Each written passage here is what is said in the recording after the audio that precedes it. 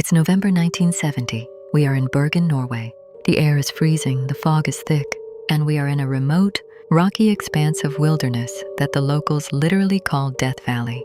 A man is out for a weekend hike with his two young daughters.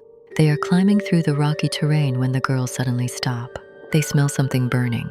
It's a heavy, unnatural smell like roasting meat. They follow the smoke. Tucked away, hidden between a cluster of large rocks, they find the partially charred body of a woman. The police are called to the scene, and immediately, things feel off. She isn't dressed for a hike in freezing weather, and the items arranged around her body look like someone set up a bizarre still life. A half-empty bottle of St. Halvard liqueur, 2 plastic water bottles, a silver spoon, and a burned passport. At first, the authorities think maybe it's just a terribly tragic, isolated incident.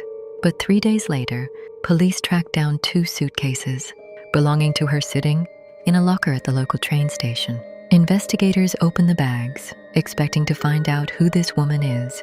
Instead, the case completely derails into something out of an espionage thriller. Inside the suitcases, they find high-quality, elegant European clothing. But when they pull the clothes out, they realize something chilling. Every single identifying brand tag has been meticulously snipped off with a pair of scissors. Not just the big tags, everything. They pull out her eczema cream. The prescription label with the doctors and patients name has been completely scraped clean. They dig deeper. They find several wigs in different hair colors. They find pairs of non-prescription glasses, but the lenses and frames have been wiped completely clean of fingerprints. And then, hidden at the bottom, they find black notepads. You would think they were diaries, but when investigators open them, the pages are just filled with endless columns of seemingly random numbers and letters. It's a complex alphanumeric code. When military intelligence finally cracks the code, they realize it's not a diary at all. It is an exhaustive, encrypted log of her movements across Europe.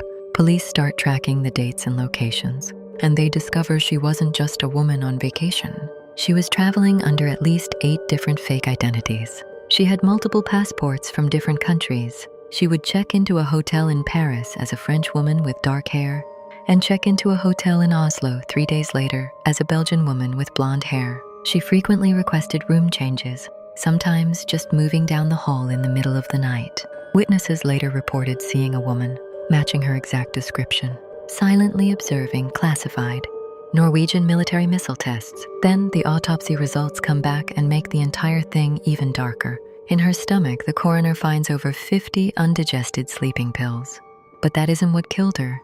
There was soot in her lungs. She was incapacitated by the pills,